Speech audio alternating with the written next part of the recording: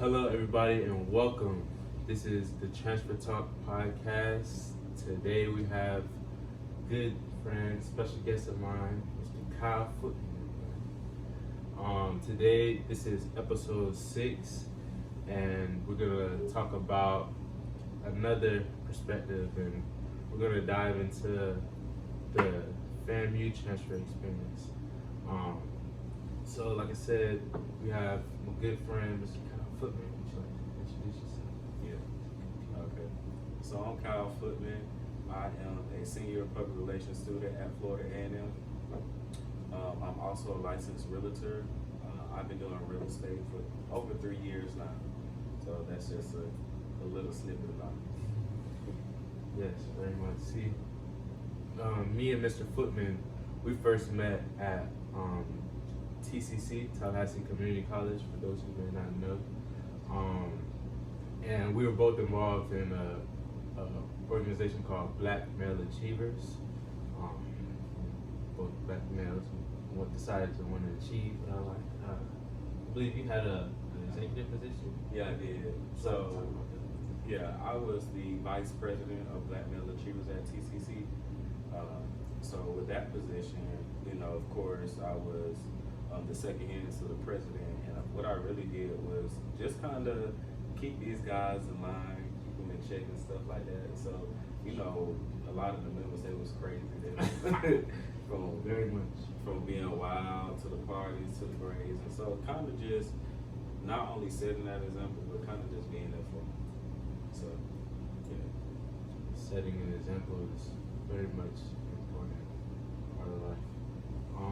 So me and Kyle, we both graduated at the same time, but we both took different paths. I went to FSU, went to FAMU. So tell us a little bit about your transition, that first semester at FAMU. What was like going on in your head, and what stood out there? What experience kind of stood out to you? Okay. Do you mind if I tell you about how I got to that? Yeah. So while I was at TCC, I had pretty much got accepted into everywhere I applied to. I applied to FSU, FIU, a couple of other schools. And so all of my life, to be totally honest, FSU was my dream school. I'm from Tallahassee, born and raised, and so I was exposed to FSU at a young age. Like, I used to go to the events, I used to do everything like FSU. If you go in my room right now, you're gonna see FSU, but it's coming down. It's coming down. Mm-hmm. But I was a huge fan of FSU. That was it for me. But while I was at TCC, Reggie Grant, one of the, he was a director for Black Male Achievers. And so he was telling me to, kind of looking towards, FAMU, and he connected me with someone at FAMU, Miss Renata Hughes. And from there, I actually was exposed to FAMU again. And when I went over there and I met with her and I seen like what was really going on there, I was like, wow, like I'm from Tallahassee, and I didn't know, I wasn't exposed to an HBCU, I wasn't exposed to FAMU. So when I got there and I seen all the black excellence, like I seen everybody dressed in suits, you walk in, it's fried chicken Wednesday, you smell the fried chicken, like it felt like home, and I couldn't get over there. I felt like the people really cared. So when I was making that decision between FSU or FAMU, it was really, really, really, really hard. Because, you have your mindset on just one school your whole life, and then now when you're at a point to make that decision, it's like, what do I do? So what really led me was a lot of prayer, and God told me that FAMU's for you. So I went to FAMU. My first semester there, it was very difficult. It was very difficult because to me, it was a total different transition from TCC. I felt like at TCC, the coursework and stuff was a lot simpler. Like if I did the work, I'm gonna get a grade. You'll get a Yeah, grade, yeah. that's it. And so I'm gonna get a good grade. When I got to FAMU, I'm in the School of Journalism and Graphic Communication, and we do a lot of writing, a lot of writing. So, yeah, it was heavy. So when I got there, I'm like, dang, this is a lot. Like, the professors, they really care at FAMU. Like, they want you to perform at your best, like at the top. They want black excellence. So I couldn't just turn in a paper at FAMU. Like, I had to be very detailed. I had to be my best. So my first semester, I struggled, but overall I ended with a 3.5 GPA, so that was pretty good. But it was definitely, it was a transition. Yeah. Okay. So as far as like that FAMU culture and feeling, would you say it was hard to get involved as a transfer student, or would you say that you came in with a decent amount of friends, or like how is getting involved as a transfer student? I think getting involved as a transfer student is very hard at FAMU. Like, when you get there, everybody already has their own like groups. They already have their own people. And so you get there, it's like, oh, who are you? Like, we never seen you. FAMU is pretty much everybody kind of know everybody. So when I got there as a transfer student, I didn't get involved in our transfer student association. But when I was, joining different organizations and stuff, it was tough. It was hard. You would think it would be easier at a black school, but it's not. It's not. Yeah, I know several people who transferred to FAM and applied for a couple of awards. They didn't make the cuts. Yeah. Like, it seemed like they thought they were convinced that they were gonna make it, and they didn't end up making it. So No. I didn't know. I didn't know. Well, I'm not saying at other schools they don't take the organizations serious, but at FAMU, these organizations are like, you gotta be the cream of the crop, the best of the best. And then I think not only that, I think it's a certain level of popularity you have to have too to get into some of these organizations. That's real. Yeah. No matter if you have done the leg work, you've done the community service, you've been out here in the field working, I think some of these organizations are really wanting you to have some type of status. Makes sense. So obviously, well, before you even say this, I can say that I'm a firm believer in it's not necessarily what you know, it's who you know. I believe that it's important to make connections and friends in multiple niches and industries. But I can't exactly say that I have too many friends, especially black males, that are realtors. So can you kind of take us on that journey on what made you decide to become a realtor and when, and then how is it being a student in the realtor? Okay. So it's really two main reasons why I got into real estate. One, I did not want to go to college, like at all. Even though FSU was my dream school, as I got older, I was in high school, I'm like, man, this ain't for me. Like, I'm not going to college, it's not for me. And one of my biggest reasoning for thinking that is because no male inside my entire family graduated from college, like no male. So I was like, okay, and I have a huge family, so I'm like, if none of my cousins, my brothers, my uncles, granddaddy, great-granddaddy, if none of them did it, it just ain't for us. Yeah. So I kind of started looking at different avenues. I know I wanted to be successful. So that's when I was in 11th grade, I was like, okay, I'm gonna be a realtor, I'm gonna do real estate. So while I was in 11th grade, I actually started studying for real estate. I had the book, I was watching YouTube videos, I was studying. And then when I got into 12th grade, I started, doing the same thing. But before high school, before all of that, I was exposed to real estate, My dad, he owns a concrete business. So he would have me out there working, pouring concrete in the summer, every summer. Like, I used to pray to God. I'm like, God, whatever you do to get me from out of here, this is not for me. I cannot be out here slaving, doing none of this stuff.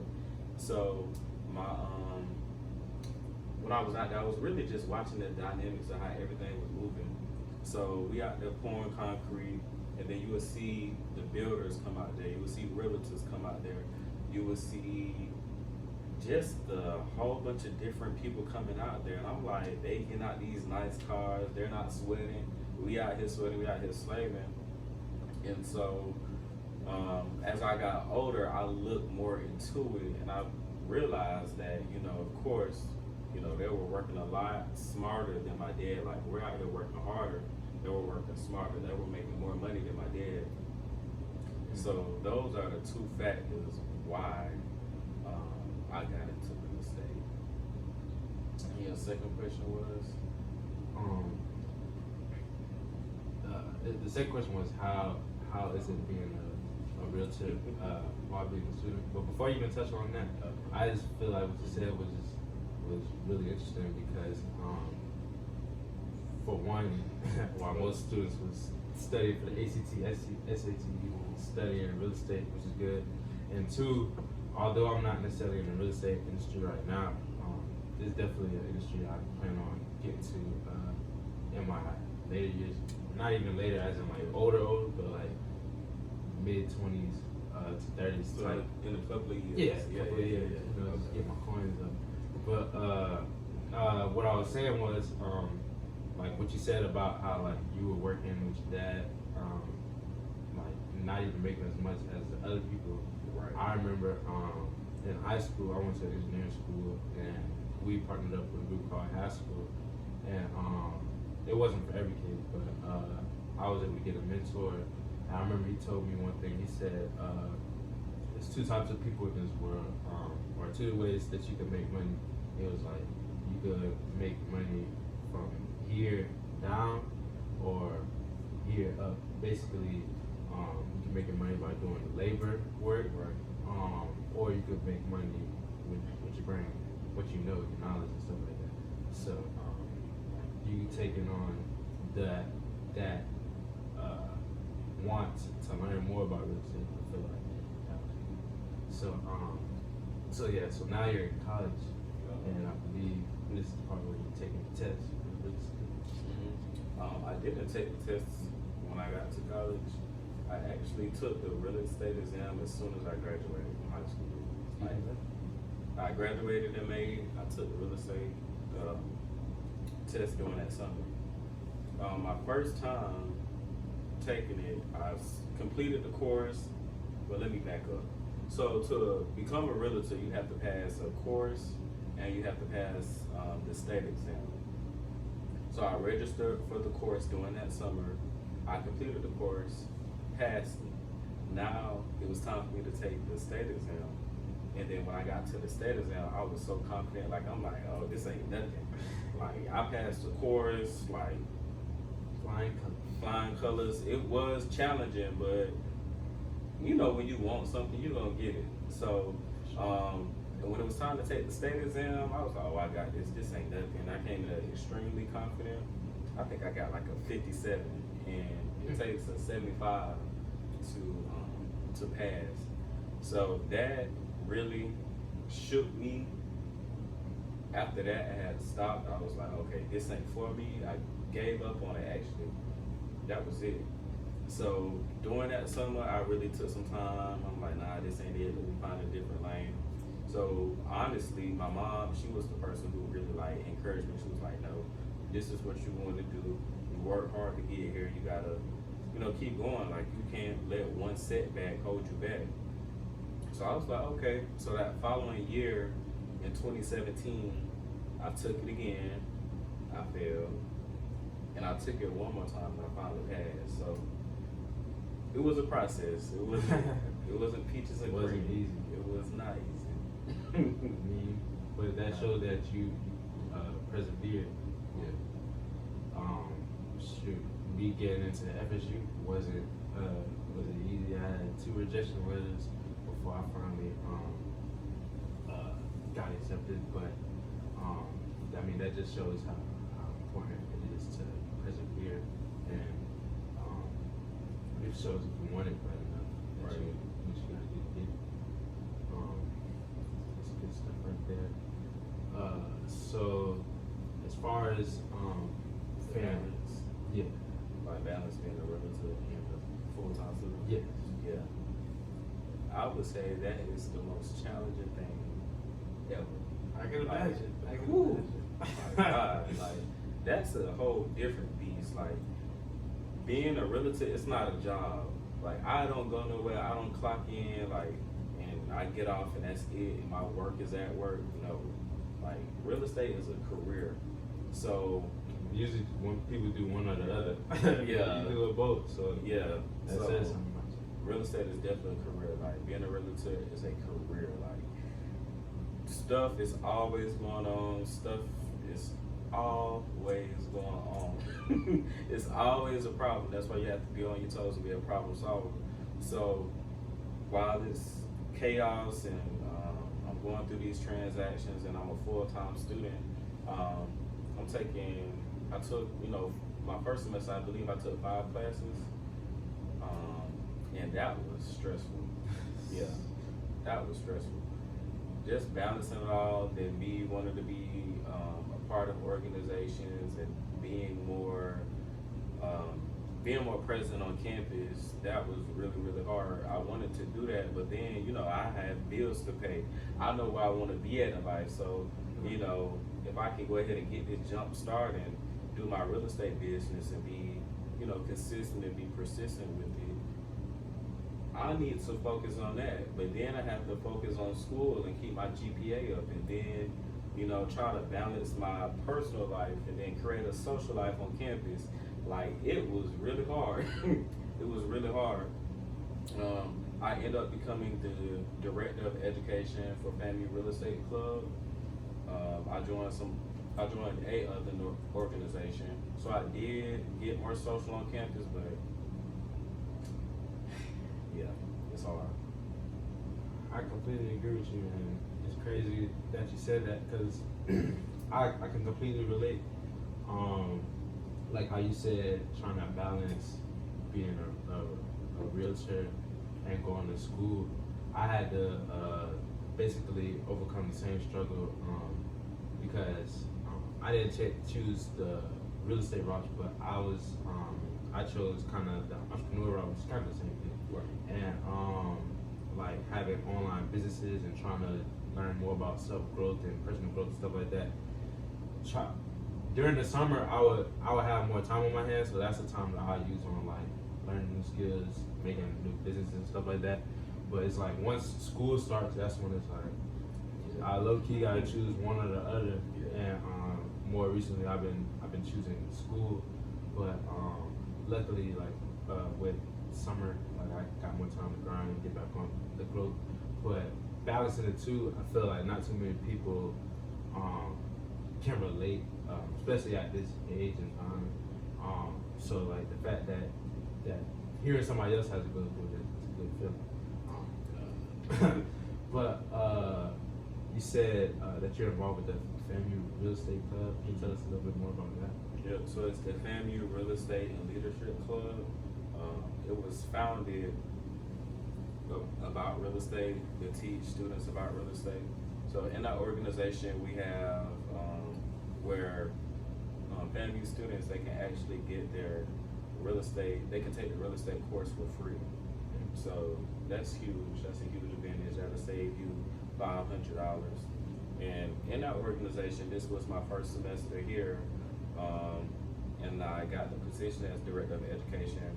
My main focus in our organization was teaching us like real estate, like beyond reading a book, beyond YouTube. Like I wanted to teach FAMU students the nitty gritty of the stuff behind all of that, like out in the field, like what you do in this transaction, how to invest in the real estate, how to become a realtor. So we had workshops, we had open forums where members could ask us questions. So the organization really not only focused on real estate, but also leadership.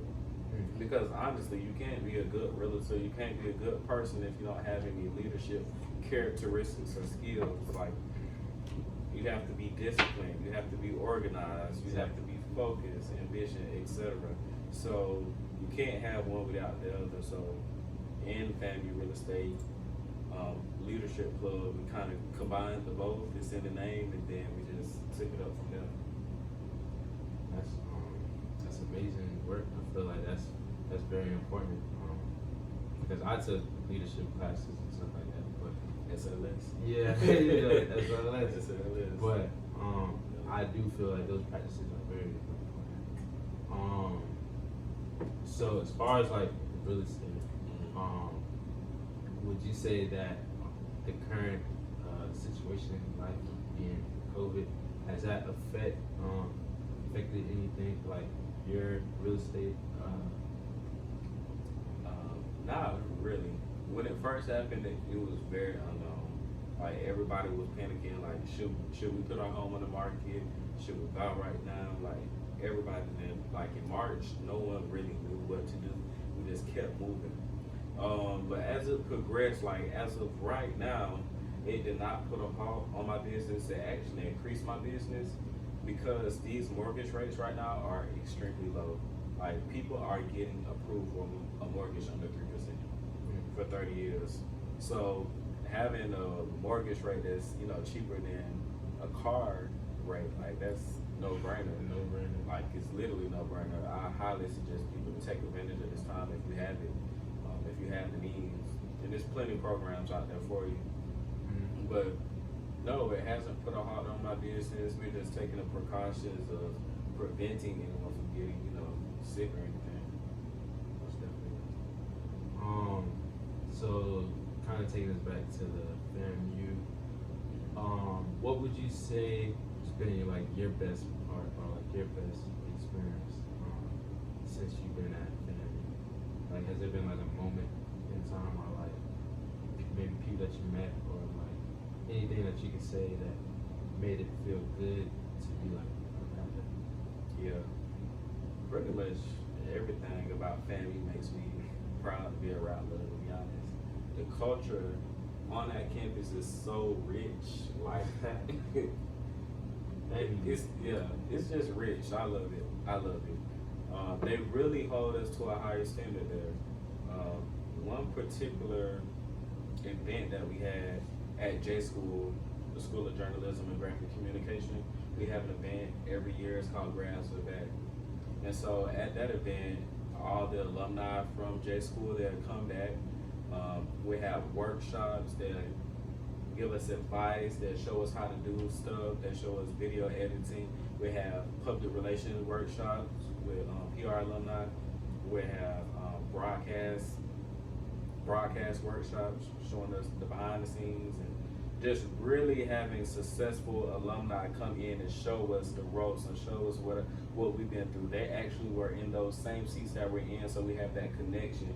And so while I was attending the Grads Are Back event, that kind of motivated me to get through what I was going through at J School, because one, they knew exactly what we all going through because they've been through it.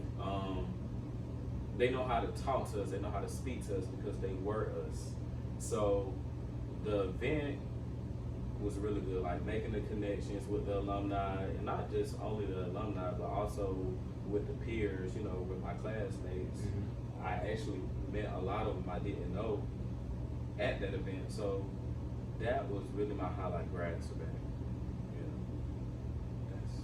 Yeah. Sounds like a fun event. Yeah, we had free food too, so. I'm jealous. What you call it? A couple more questions for you.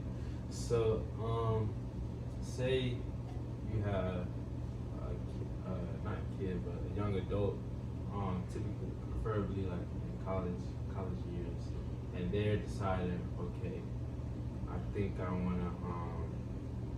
wanna learn a little bit more about real estate, or they just got a little stimulus or get a little lit, they got some change in their pocket.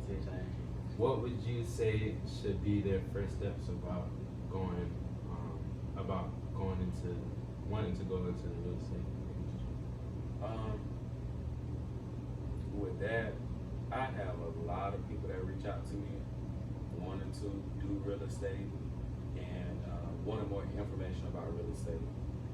And there's predominantly a lot of black people, and I love it. I really do love it because in the real estate industry, it's far few of us in it. Like it's not that many of us in it. Like I could really name out all of the black active realtors right now. So there's very few of us. But when people reach out to me and I ask them why do they want to do it, they really don't know.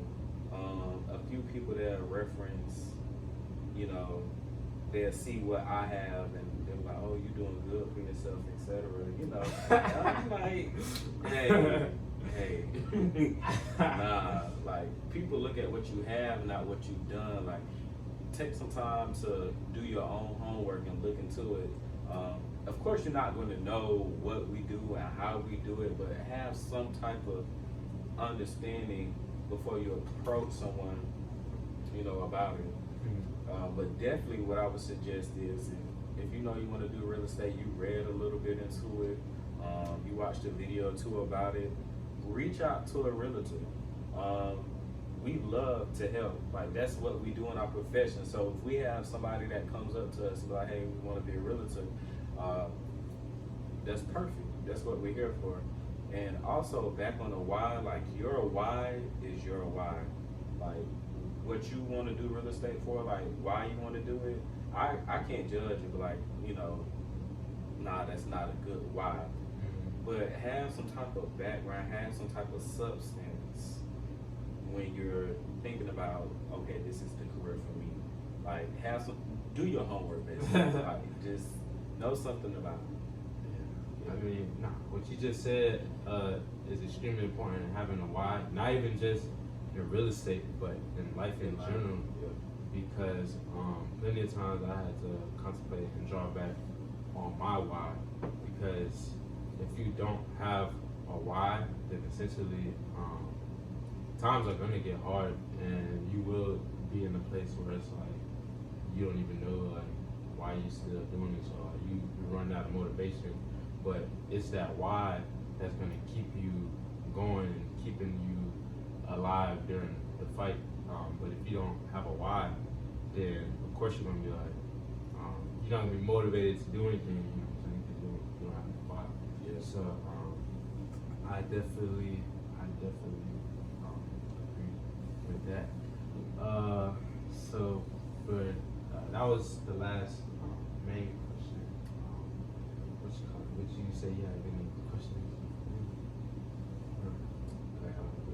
I'll be able to turn this thing into an interview. Just switch it up on me. It could be about anything. So your transition, I know when we were at TCC, we went our separate ways. I went to FAMU, you went to FSU. But what was your process? Like, did you always do like FSU was where you wanted to go? Or? Yes. Yes. Well, it was towards the junior senior year of high school. I went to Robert Lee High School, West High School in Jacksonville, and they were big on stressing go to college. They wasn't necessarily stressing why you should go to college. They just at least wanted to make sure that you go to college.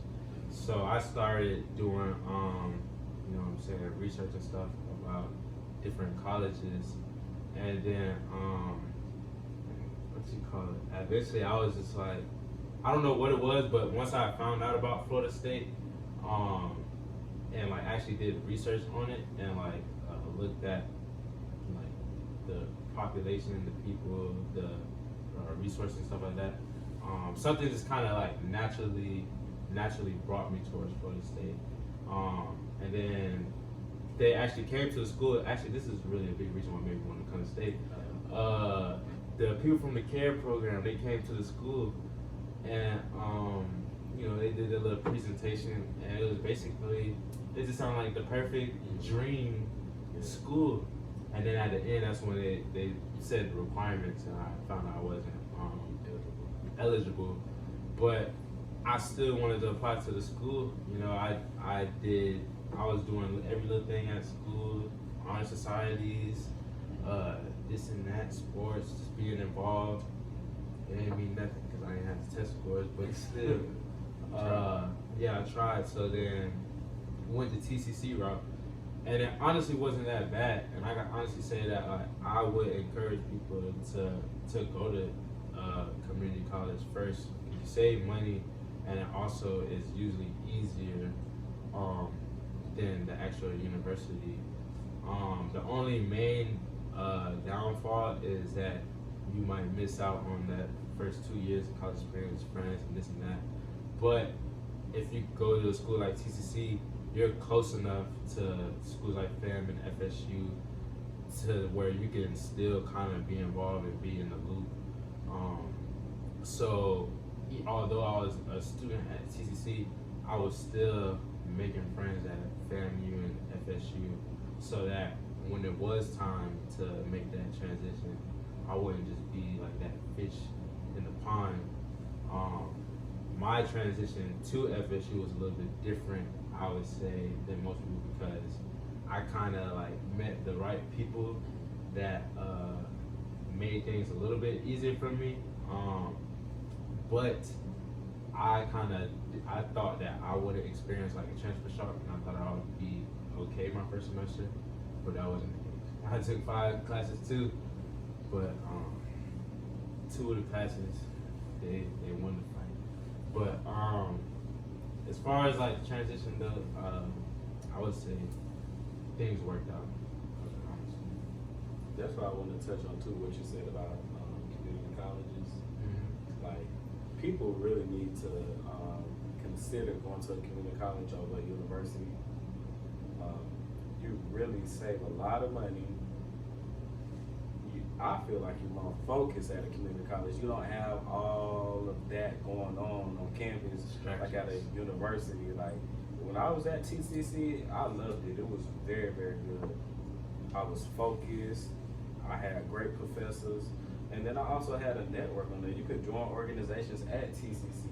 So, and then being, in Tallahassee, you still have those friends at FAMU. You can go to Set Fridays, still go to Market Wednesdays at FSU. You can still build those connections, and you can save money. TCC, to me, was a lot easier than FAMU course-wise, and it just saves you time. And then once you get out, you earned your AA, you have a degree. So if something doesn't work out in life, and you pursue your bachelor, and then life happens to you, you have a degree. You have your associates in arts or associates in science, so you can, leverage off of that. But a lot of people go to these 4-year schools, and then life happens to them, and they never make it to that bachelor's degree. So I would highly suggest people consider going to a community college first.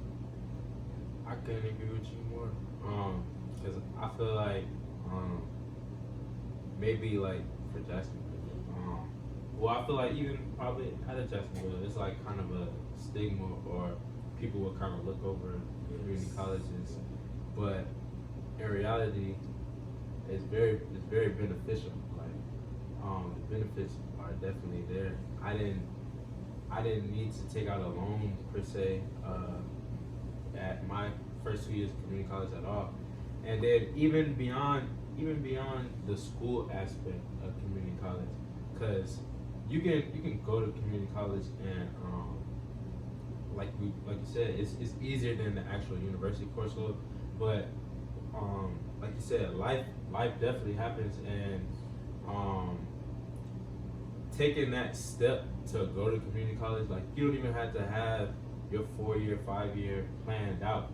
Just going to community college and getting out of that atmosphere that you were in, like for me being in Jacksonville, that was one of the best decisions I made in my life, because once you're in that new atmosphere, you learn a lot about yourself and other people, and you start to realize, like, oh, what I knew back home, that isn't just the only thing. There's different people out here. There's people making different type of money. There's people making money in different types of ways, and there's different ways you can go about pursuing your educational career. Like for instance with me, and I went to school, like I said, going to college, but I didn't necessarily knew what I wanted to go to college for. I just knew I wanted to be in the marketing realm and stuff like that. But I kind of knew that I didn't want to go the corporate route and be in the cubicle and stuff. So like it was one semester, I think it was like my second year at TCC.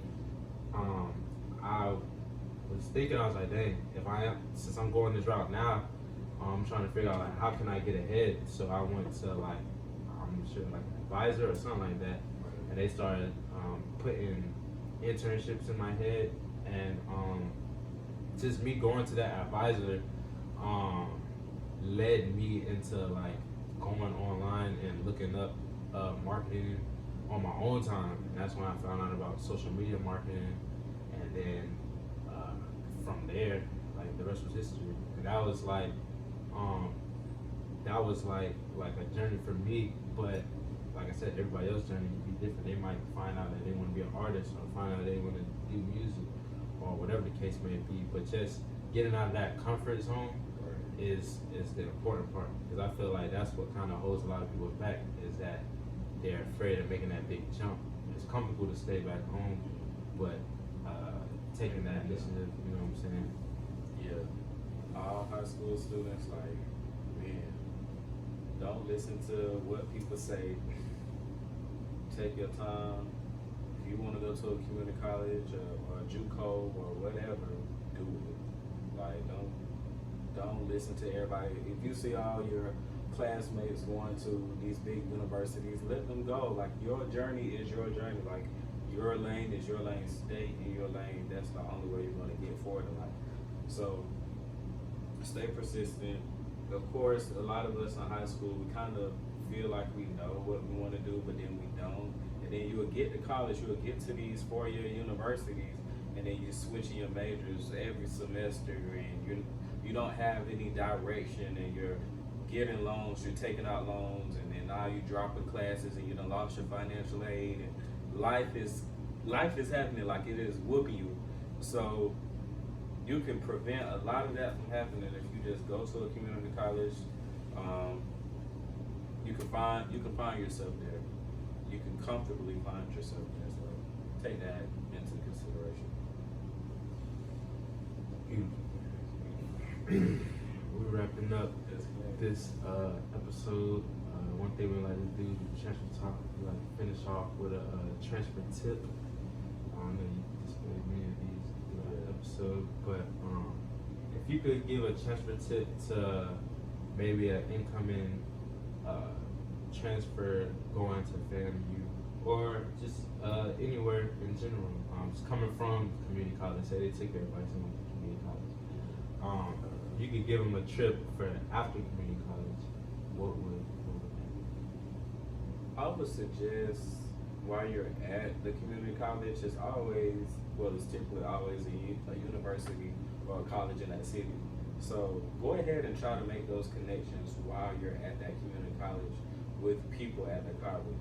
You know what you want to do, you know what organizations you want to join, you already know this stuff while you're at a community college, so go ahead and make those connections while you're there, and then when you transition, you'll kind of have a network of people, but you also want a network of professors and admin at these universities. So reach out to the deans or reach out to a professor.